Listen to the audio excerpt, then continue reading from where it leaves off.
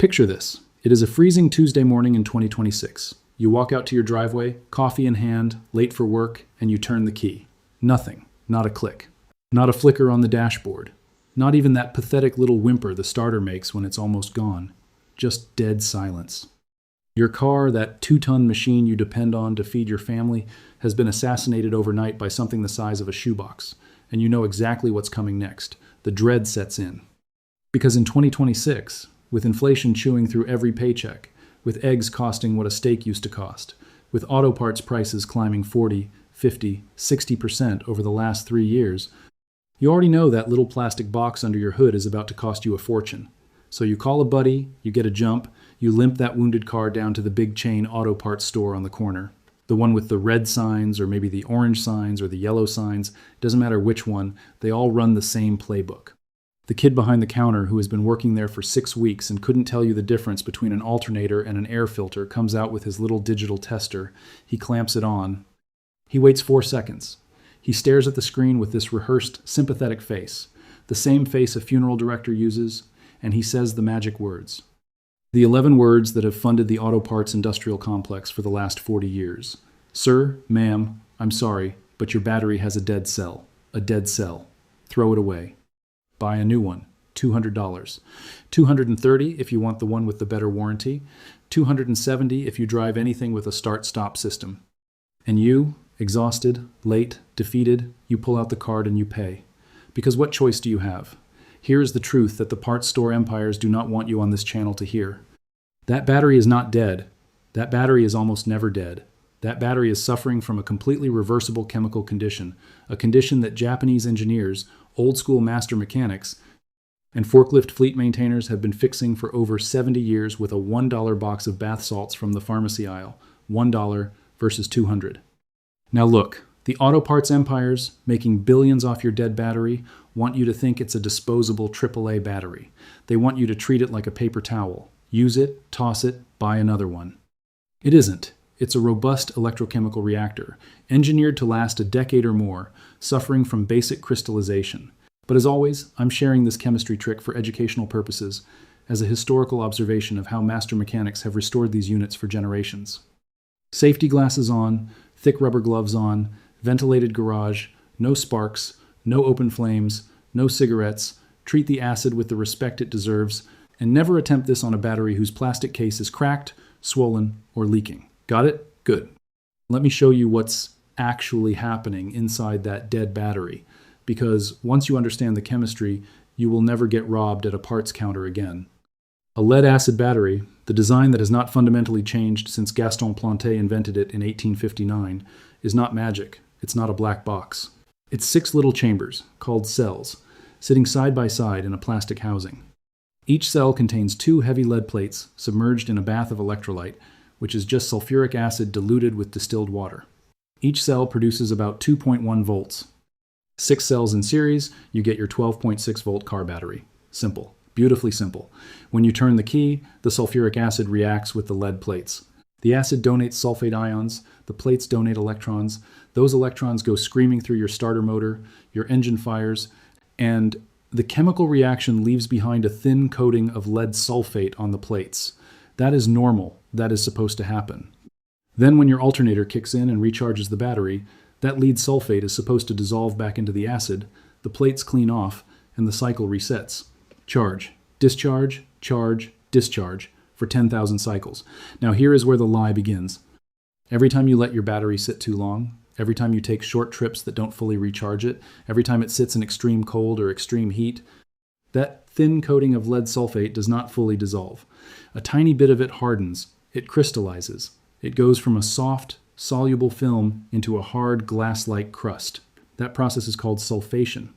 Sulfation. Write that word down, sulfation.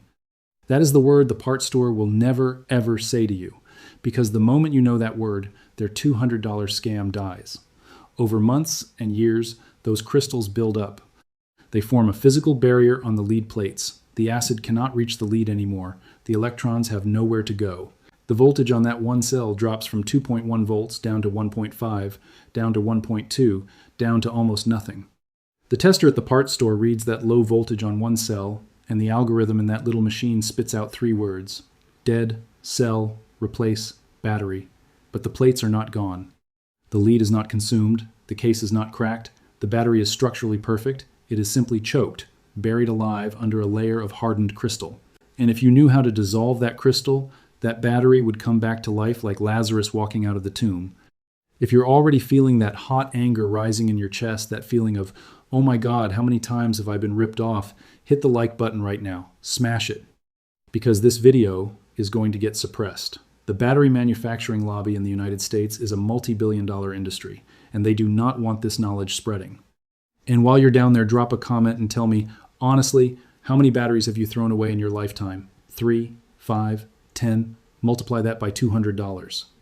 Tell me how much money those part stores have stolen from you with this single diagnostic lie. I want to read every single comment. Let's talk about the villain. Let's talk about the part store itself. Because the scam runs deeper than just selling you a new battery. The scam has 2 layers, and the second layer is even more insulting than the first. Layer 1, the diagnostic lie. That digital tester they clamp onto your terminals does not test the chemistry. It cannot see sulfation. It cannot tell if your plates are crystallized or physically destroyed. It only measures voltage and cold cranking amps. If those numbers are low, the machine says replace.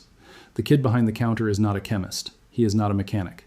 He is a salesman with a beeping box, and that box is programmed by the corporation to maximize battery sales. Layer 2, and this is where it gets criminal, is the core charge scam. When you buy that new $200 battery, they charge you an extra $18, $22, sometimes $30, called a core charge. They say it's a refundable deposit. You bring back your old dead battery, you get your core charge refunded. Sounds fair, right? Sounds environmental, right? Recycling, saving the planet. Here's what actually happens to that battery you just handed them. It goes on a pallet in the back. That pallet gets shipped to a refurbishing facility, sometimes owned by the same parts chain, sometimes by a third-party contractor. At that facility, they desulfate the battery. They use the exact chemistry I am about to teach you, or a high-voltage pulse charger that does the same thing electrically. They top off the electrolyte, they slap a new sticker on it, and they ship it back out as a refurbished battery, or in many cases, they wholesale it to smaller independent shops that resell it as a discount battery for $120, $150. Do the math with me on this. They paid you $18 in core charge credit. They spent maybe $3 in chemicals and electricity to refurbish it. They sell it for $120. That is a profit margin of roughly 985% on your dead battery. The battery they told you was garbage. The battery they convinced you to replace for $200. They robbed you twice. Once when they sold you the new one, twice when they resurrected the one you owned and sold it to your neighbor. And in 2026, with the cost of lead going through the roof, because of EV demand and battery hoarding, this scam is more profitable than it has ever been in human history. A new lead-acid car battery in 2020 cost around $90 to $120. Today, that same battery, the same chemistry, the same 6 cells, the same lead plates, retails for $190, $210, sometimes $250. The cost to manufacture has gone up maybe 40%. The retail price has more than doubled. That gap, that beautiful margin, is going straight into the pockets of the corporate parts chains. And the only thing standing between you and that scam is a $1 box of Epsom Salt and 20 minutes of your time. So now let's talk about the cure. Let's talk about the chemistry that the stealership and the part store empire has been hiding from you since the 1950s. The active ingredient, the hero of this story, magnesium sulfate. You know it by its common name, Epsom salt. The same stuff your grandmother used to soak her feet in. The same stuff you can buy in a 1-pound bag at the dollar store for $1 or a 5-pound bag at any pharmacy for under $5. That humble white crystal is the chemical key that unlocks a sulfated battery. Here is why it works, and pay close attention because this is the part the lobby does not want explained. The crust killing your battery is lead sulfate, PbSO4.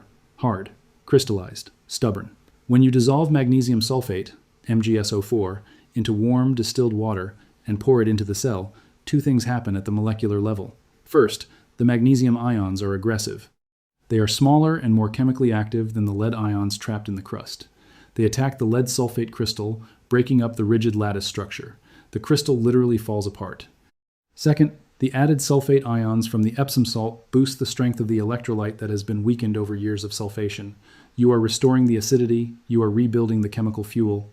And then when you put a slow trickle charge on it, ideally at 2 amps for 24 to 48 hours, the reverse chemical reaction kicks in with brand new vigor.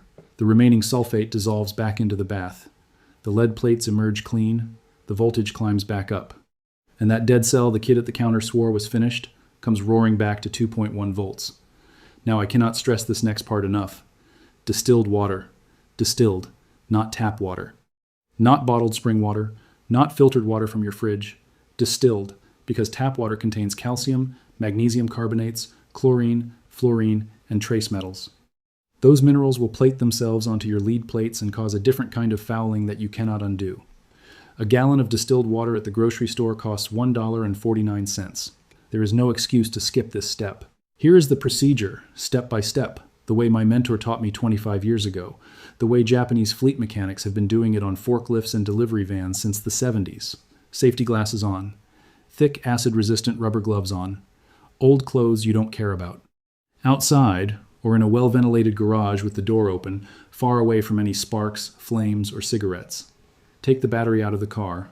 Disconnect negative first, then positive. Carry it carefully to your workbench. Look at the top.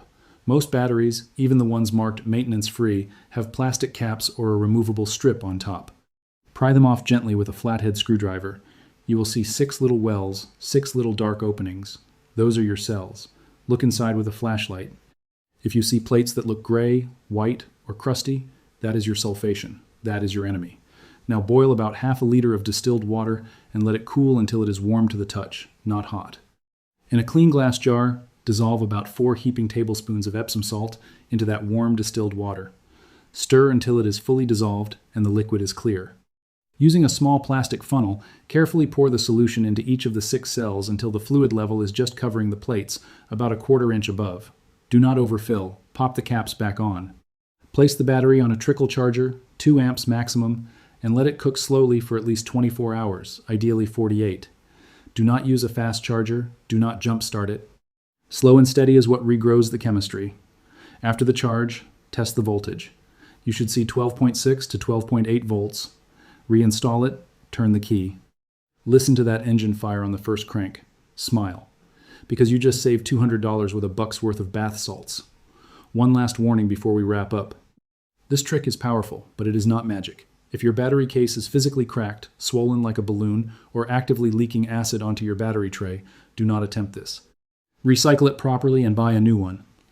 If the lead plates are warped, shorted, or physically broken from being dropped, this will not save it. This procedure restores chemistry, not physics. Always wear your safety glasses. Always wear thick rubber gloves. Sulfuric acid does not care about your eyesight. Work outside. No flames, no sparks, no smoking. And never ever pour tap water into a battery. If you learned something today, if I just put $200 back in your pocket, subscribe and hit the bell before the battery manufacturing lobby gets this channel taken down. Share this with every friend, every family member, every coworker who drives a car. The more of us who know this $1 chemistry hack, the less power those parts store empires have over us. I'll see you in the next one. Stay sharp out.